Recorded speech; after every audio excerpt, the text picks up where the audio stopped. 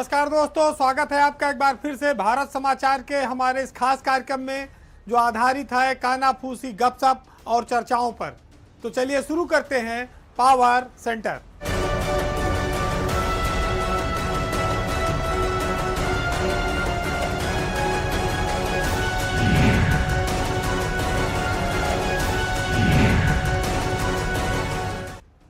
एक आईएएस अफसर हैं रिंकू सिंह राही। वो एक बार फिर बहुत चर्चा में हैं। पहले भी वो चर्चा में रहे जब समाज कल्याण विभाग में थे, तब उन पर गोलियां चल गई थी, वो बच गए। फिर वो आईएएस में सिलेक्ट हो गए। फिर उठक बैठक करते हुए एक तहसील में उनका वीडियो बहुत चर्चा में आ गया। अब तीसरी बार वो अपने इस्तीफे को लेकर चर्चा में हैं। रिंकू सिंह का क्या नौकरी से मन भर गया है? जिस नौकरी को पाने के लिए लोग पूरी जिंदगी लगा देते हैं, कितनी कोचिंग करते हैं, कितने मेहनत करते हैं, रिंकू सिंह राही उस नौकरी को चुटकियों में छोड़ने को तैयार हो गए। इसको वो मानते हैं कि नैतिकता का तकाजा है, लेकिन जो ब्यूरोक्रेसी के लोग हैं वो इसे मानते हैं ये उनकी सनक है। कितनी बड़ी नौकरी को ऐसे कोई लात मार के नहीं छोड़ सकता है।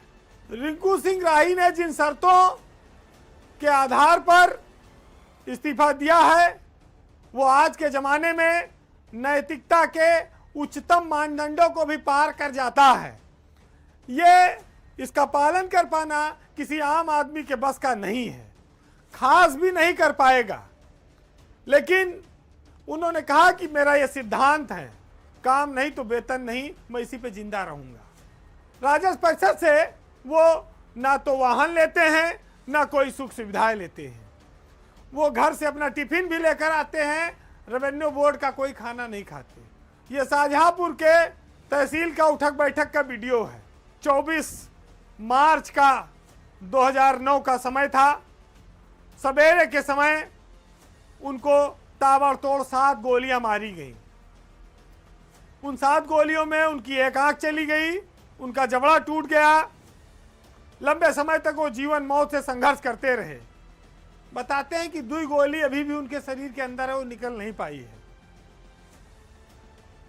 रिंकू सिंह के इस व्यवहार को ब्यूरोक्रेसी आम आदमी के ऊपर कुछ और मानती है कि ऐसा कोई सामान्य व्यवहार नहीं करता, क्योंकि उनके जो सिद्धांत हैं, उनके जो जीवन के मूल्य हैं, वो आज की व्यवहारिकता से मेल नहीं खाते।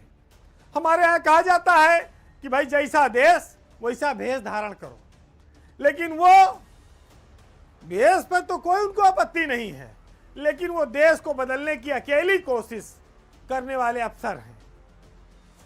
उनकी कोशिश जब कामयाब नहीं हुई तो उन्होंने अपना हथियार उठाकर रख दिया कि एक तो आईएएस अफसर बनना बड़ा कठिन है, बन जाओ तो तमाम चीज़ें भाई अब सरकारी नौकरी में है तो सरकार के हिसाब से भी करना पड़ता है। जो लोग समझौते कर लेते हैं वो अच्छी पोस्टिंग पाते हैं, पैसे कमाते हैं, नाम भी होता है और समाज में भी उनको बहुत सम्मान मिलता है। सरकार भी कहती है अच्छा अफसर है। जो रिंकू सिंह राही हैं वैसा कोई बन भी नहीं पाएगा। उनको घूस नहीं चाहिए, उनको सरकारी सुविधा सिर्फ सरकारी काम के लिए चाहिए। वो अचानक से उठक बैठक करने लगे जिससे उनकी पूरी इमेज सरकार में खराब हो गई। वो किस तरह का रोल मॉडल है, किस तरह की सामाजिक व्यवस्था को पेश करना चाहते हैं, वो आज के ज़माने में संभव नहीं है, आसान तो बिल्कुल नहीं है।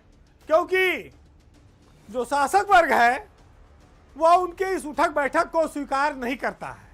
वह मजबूत इच्छा शक्ति वाले व्यक्ति हैं, लेकिन आज के दौर में वो इकलौते हैं। लोग इसे समझदारी भरा निर्णय नहीं कहते हैं।